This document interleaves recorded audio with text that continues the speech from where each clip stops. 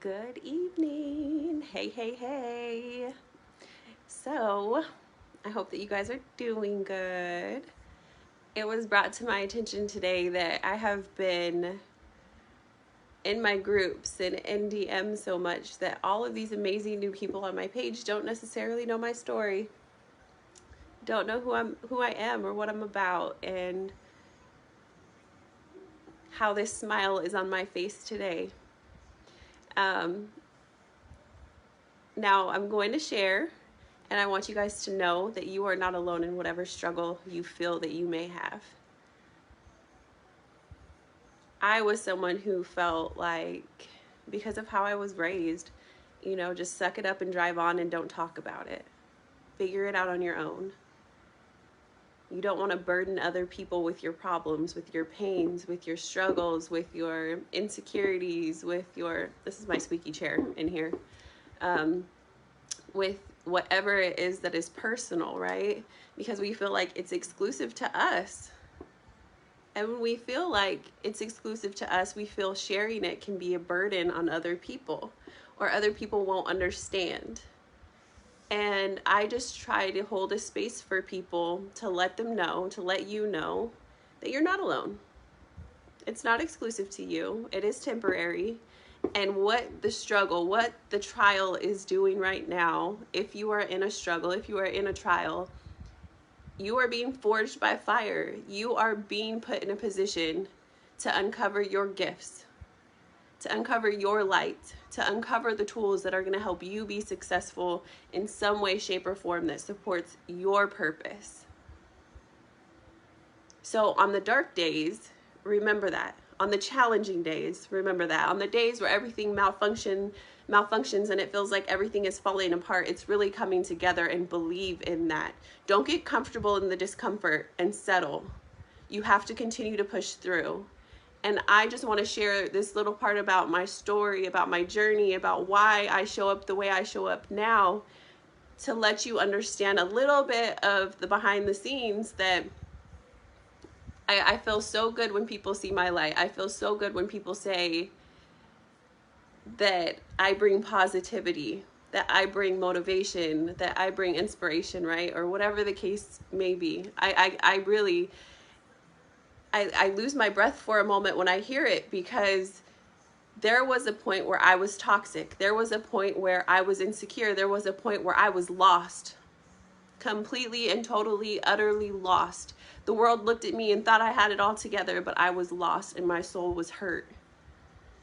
And my body was chronically in pain as an athlete, as an active duty soldier, as all of the things, all of the labels, all of the certificates, all of the accolades and things that would have you thinking otherwise. I had the big house, like over 3,000 square foot house, and we had oh my gosh, like 9 vehicles, and we had no kids, and we just the life that most people dream of, but it was empty. It wasn't fulfilling. So for those of you who know, I was on active duty, and I was medically retired at the end of 2016. I was medically retired at 28 because of brain injuries, because of not taking care of my body and sucking it up, not wanting to live up to the expectation of being a woman and being weak, because I was in a very male-dominated world, in the Army, in field artillery, in the 82nd Airborne Division, paratrooper, all of these titles, all of this weight, all of this mental load. And hearing people talk about people who got injured or hurt or whatever else pushed me to not take care of myself and just drive on. I was hit by a car on a run. I had a really bad exit during one of my airborne operations. I came back and I hit the aircraft, and then I had a really hard landing. I had a lot of experiences in the Army that were very physical, that were hard on my body. And then I didn't take care of myself, and doctors didn't find things until later. So there was a lot of damage to my body that just really was amplified after depression got really bad. And then after having my daughter, you know, like during pregnancy and childbirth and being high risk and all of those things. And at that time of my life, it was right after deployment. Stress and depression was incredibly high. And then I got pregnant like right away. So I was already like underweight at that point. And then I got pregnant. My body was trying to like filter out and do all of these things, like going from one environment to another. And then on top of that, I ended up having to deal with some infidelity issues in a really ugly way during my pregnancy that were not good for me or my daughter at the time, I was creating in my body, right? So I really put a lot on the back burner trying to deal with that later so that I could just focus on bringing her into life, to existence. Like I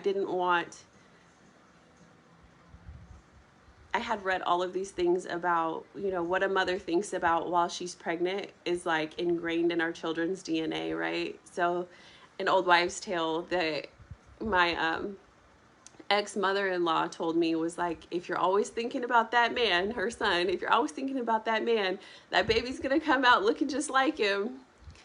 And so that kind of like had me thinking all of these other things, like, don't think about the depressing stuff. Don't think about the depressing stuff. I don't want that on her DNA. I don't want her to inherit that. I don't want her to be tied to that any way, shape, or form. And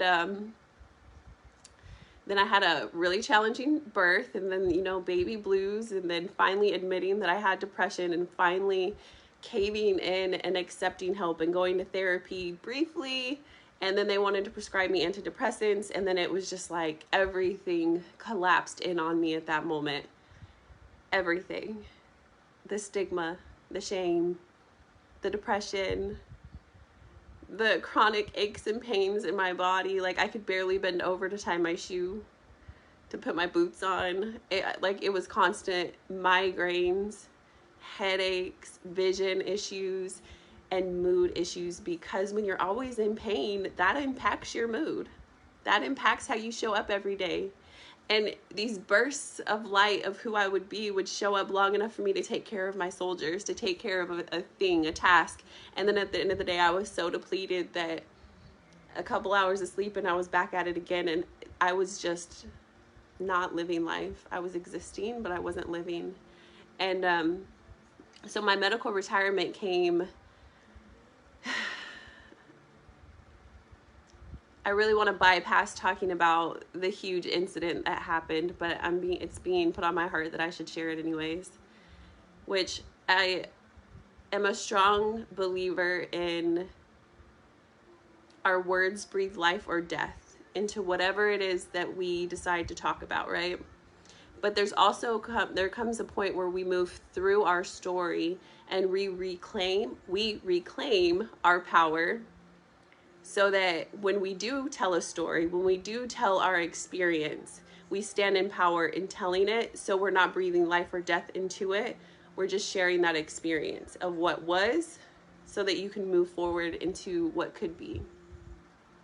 And I say that because what I'm about to share is very transparent, very personal. I walked in on my then husband right after I had our daughter, with another woman who was married, 3 kids of her own, in our apartment, doing what they had no business doing, like right after I had our child, and I was like back to work, and I had to go back home to get a charger, and like we're in Alaska, far away from family, friends, support at this time. Like it's just soldiers at this point, right? Alexa, pause. I'm so used to music, I didn't even realize it was on. So that was like the tipping point, so to say, for me, right? Like that was just like divorce. So all of these bodily injuries, all of this stress from redeploying, all of this stress from being married to someone I shouldn't have been married to for way too long, and losing my identity and titles of who I should be. A soldier, strong, a sister, an aunt, a friend, all of these things. that I was to everyone else, and I wasn't who I needed to be to myself. And I feel like a lot of people can relate to that. And I know from the people who have opened up to me in my DM that a lot of people have experienced some form of relinquishing their power to someone else. And then needing to find their identity again, needing to find how to reclaim their power and embody that again. And I didn't do it right away. I had the divorce. Everything was drug out. Everything was toxic. Everything was stressful. Everything was exactly what I didn't want it to be. But here I am. I got out of the military. I divorced him, got out of the military. It was like back to back to back to back, all of these things, right? And I came down here from Alaska to Texas, had to settle all of the marital things in North Carolina and everything else, and then figure out how to start my life here and figure out how to find support and where do I fit into my family now that I've been gone my entire adult life, and what does this look like? What does this feel like? What do I do? What are all the things? What is my purpose? What is my purpose? What does my purpose look like? What are my gifts? I don't even know at this moment how to recognize my own gifts, but I can look at someone else and say, oh, this person. Oh, that person. Reaching out to people and connecting with all of the wrong people and sinking deeper and deeper and further away and further away. And then I found myself isolated. I found myself alone and a single mother in a state where I knew no one. And my father suddenly died. My uncle died. People were dying left and right. Relationships were dying left and right. Friendships that I had for over 15 years were dying. And I mean, like, when I was bouncing around as a kid, even, like, going family to family, these people were pen pals at the time because we didn't really have text messaging and stuff back then. I'm aging myself a little bit. But writing letters to, and then staying in touch and visiting each other when I would go on leave and all of these other things. Like, I lost everything, and I didn't understand that isolation was needed for me to do the work inside of myself. Because a lot of times our outside world influences our inside world, and we don't even realize it. But once we reclaim that power, step by step, once we decide, which is the first step, we decide that we are going to take that path to owning who we are, even the ugly bits that are hard to look at, even the ugly bits that make us cringe as we think about them before we reclaim our power back from that moment, that experience, and take away the lesson. I had to do that alone. And a lot of people are in a season where they are stuck or stagnant and don't understand why they can't grow, and they don't realize necessarily that it is their environment. You can't grow in the same environment that you got sick in. You can't grow in the same environment that's never changing or evolving because it's not giving you the nourishment that you need. Mentally, spiritually, emotionally, whatever the case may be, there is something that you need at all stages, because our purpose evolve, as we change, as we elevate, as we grow and expand. So I am able to look back and reflect now on who I was, where I was stagnant, why I was stagnant, and the angels that I had, the earth angels I had along the way, who were planting seeds in my mind and in my heart about, have you ever considered, I had a sergeant major say this, about, have you ever considered who you could be if you weren't with this person? Have you ever considered how great you could be if you did this or that? And at the time, I didn't feel worthy enough of that, or I felt like I would be alone if I made that choice, and I didn't want to be alone, so that wasn't even an option for me. But now I'm so much healthier, I'm so much happier, I'm so much closer to God, I'm so much closer to myself, to my higher self, to my goals, to my dreams, to my gifts, to my purpose, to serving other people. And I know this is getting long, but this is something that I'm so passionate about, because I was in a darkness where I was drunk. I was trying to parent. I was being prescribed an ass load of medications. I've shown the picture on here a dozen times. I have like the case in my closet still, like cases of medications for sleep, for depression, for side effects from the medications, for blood pressure medicines, for headache medicines, for shots that I had to give myself for weekly migraines, blood pressure medicine, medicines that they were using to guess because they didn't know which pill was causing what side effect. And I was so out of it that I couldn't even tell them what pill was doing what to me, because honestly, when you're taking a handful of pills every day and you're barely eating and you're drinking because you don't want to take the narcotics that they're prescribing you because you want to be awake for your kid, and you don't want to take the Ambien or the sleep medication that they're giving you because you're like, well, if I just drink this, then, you know, if my kid needs me, I can still be alert and help my kid, but at the same time, I won't be out of it. Like if I take this sleeping medication, and then it will also help my pain because it numbs it, right? BandAids. I had to come out of all of that. I had to come out of all of that on my own, by choice and by fighting every single day fighting and making a choice to fight, making a choice that that was going to be the life that I was going to get away from. I didn't know where I wanted to be. I didn't know what it was going to look like yet. I just knew that that wasn't it. I knew it didn't feel good. I knew that I wanted to be here for my child because I had lost my father, my mother, my uncles, so many family members to murder, cancer, environmental things, just things that could have been prevented in some way, shape, or form. And I never imagined living past 25. And then when I did, and then when I became a mother, I knew I had to get my shit together. But then I had to call myself out because I wasn't doing it. So, fast forward, I'm redefining purpose. My child is now in school. I am at home in bed. An army brother dies. Drinking. And then a light bulb goes off and I say, this is enough. Because I had a flash of my mother. And me being this little 4 or 5-year-old little girl. And I remember her having this big old bottle of vodka and doing drugs. And I would sleep in a closet. I don't even know if my sisters know this because they were living with another family at a time. But I used to sleep in a closet on one of those foamy egg crate things. And I would wake up and see people doing drugs. I would wake up and see people drinking. And I would wake up and that was normal to me. And remembering that pushed me forward because I said my daughter's normal will never be that. Her lessons will never be mine. My sins will not be hers. My mother's sins will not be mine.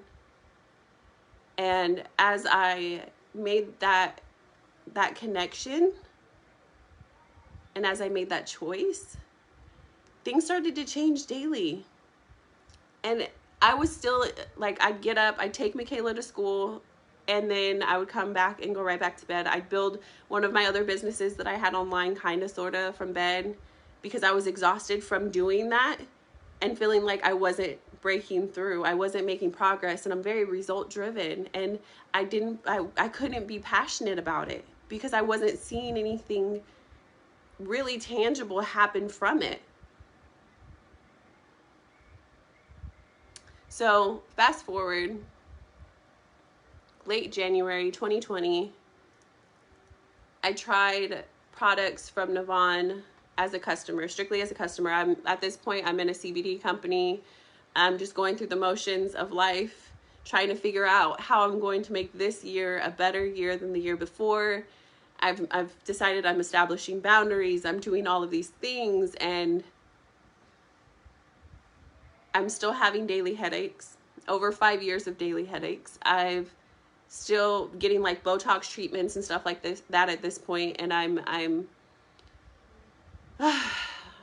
newly sober at this point. September of 2019 is when I decided to start my sobriety journey.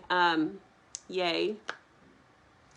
But I'm still struggling at this point in January 2020. So I see these products and I'm like, I'll try them because I've already tried every single thing that there is to try. They have a 30-day money back guarantee. What do I have to lose? I'm having migraines every week anyway, so if it helps, it helps. If it doesn't, well, shit. That's really like, that was my process. So this is where everything fast forwards in my life and propels me to people, connects me with people, passion, purpose, healing.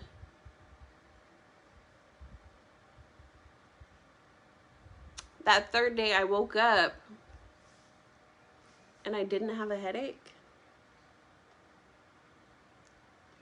I was like, this has potential.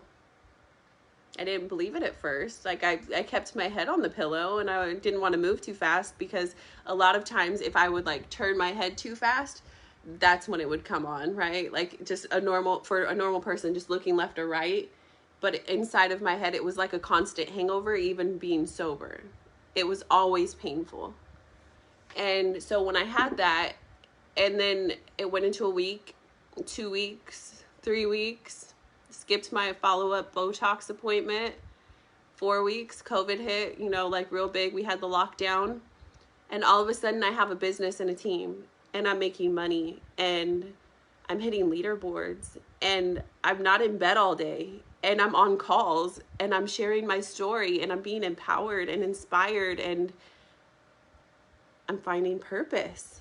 And I'm feeling good because I'm helping people. And I'm realizing I'm not the only person who struggles with depression or PTSD. And I'm realizing that a lot of people have shame around those things. And I don't want to be shamed for sharing it, but I'm going to share it anyway because I want them to feel good. And in helping them feel good, I started to feel even better because I was like, you know what I'm saying is really true. There is no shame in sharing our pain to help someone else, to show them that there's a way through it. We just can't get stuck in the pain. Can't get stuck in the story. We have to continue to move through it. My foot is starting to fall asleep. Let me move for a second. Right? So we have to continue to move through it. That is the magic. A lot of us, and you know, Trey, he told me this too. Oh my gosh. Probably towards the end of 2020, is that the thing is that sometimes we get stuck in our story and we don't move through it. And so we get stagnant, or we stop growing because we keep retelling the same part of our story instead of the next chapter. And so that's kind of inspiring me to share this part because this was chapter 1. And I've stopped telling this chapter so often because I've been working on another chapter of my life. I've been working on another evolution, another series. And some of you didn't know that I had brain injuries, and some of you didn't know I had chronic pain and mood disorders and whatever else that they call it. So yes, I show up every day as you see me. Yes, this is really me. Yes, I am incredibly heart-driven. Yes, I love people, but I also need to recharge. I'm also learning boundaries. I'm also learning how to be an empath with boundaries and respect for myself and love for myself, and how to help more people on a larger scale for a longer period of time, and be a single mom. And homeschooling threw a huge wrench in that. Like, I was not prepared for that. And still juggling my ex, who is who he is, right? So the support isn't there. But I've created a community online that I love. And I just share my experiences with you, with people I partner with the world around me, in hopes to make it better, in hopes to inspire someone else to do the same, in hopes to let someone else see that there is another way. There's no shame in showing up as you are. Your pain has a purpose, and you don't need to mask it, because the collective of people that you are sent here to resonate with, to help, to uplift, to inspire, to be a part of, they want to see you. And if you are being a blueprint, a copy of someone else's blueprint, they can't find you. They're feeling alone. So go shine. Go step out into the abyss and be you. And Navon was the catapult that sent me flying. It was the catapult that sent me into believing in myself and having hope and love and learning to respect myself and reclaim my power and willingness to do and be other parts of myself. What are you doing? What are you doing? Busted. My daughter should not be in here, you guys. Yeah, she's over here smirking because she knows. She won't try to hide. But anyways, I'm gonna get her when I get off camera. Y'all know I'm gonna get her. She sprints out the room. She already knows.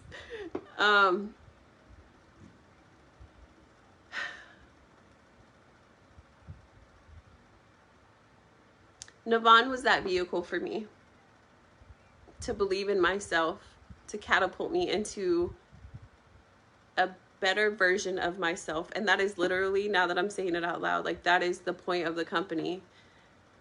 They always say we want people to be better because they came in contact with Navon, whether it's the products or the opportunity. The products or the opportunity.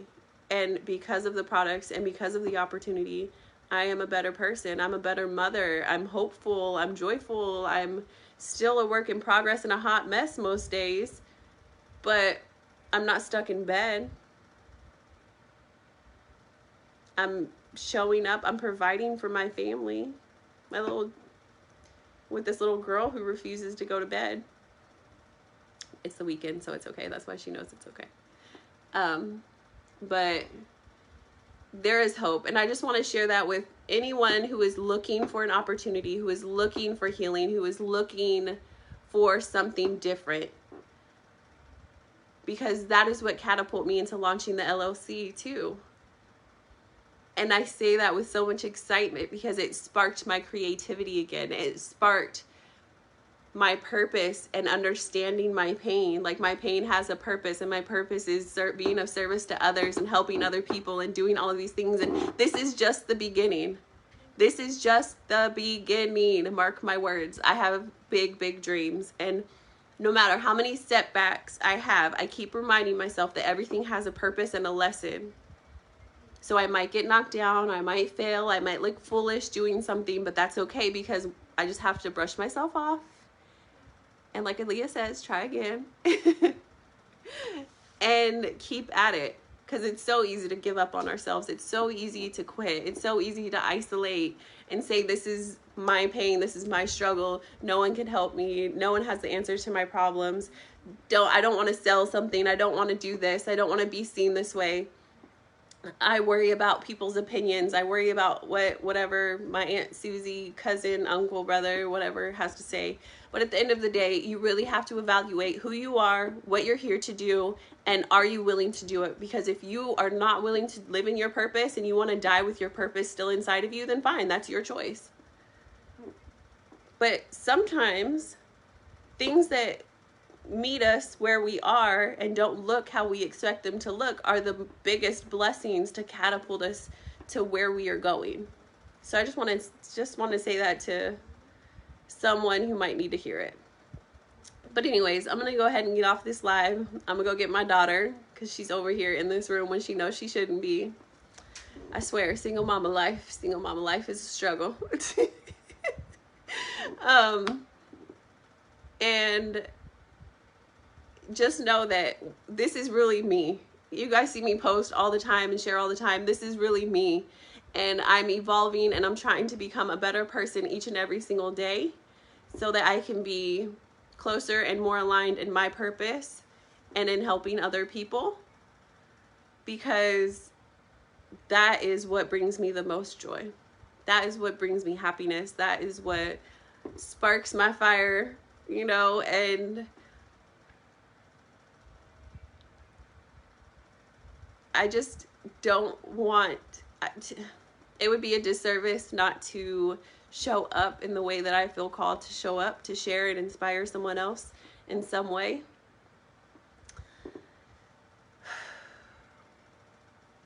because everyone is so special and so unique. There's something great about all of us. Every single one of us. So go shine bright. Go do your thing. If you need help, if you need guidance, if you just want to know what has me happy and winning and doing all of the things, then message me or comment below. I don't care. I'll talk to you. There's never any obligation with me. But take off the mask and just be you. We need you to show up as your authentic self, not a copy of someone else, because your lens to your life and your experience have so much value to share with someone else. But anyways, much love to everybody. Much love to everybody. I hope that you guys have a wonderful weekend. My daughter is so mischievous, y'all. I hope that you guys have such a wonderful weekend, and I will talk to you guys soon. All right, bye.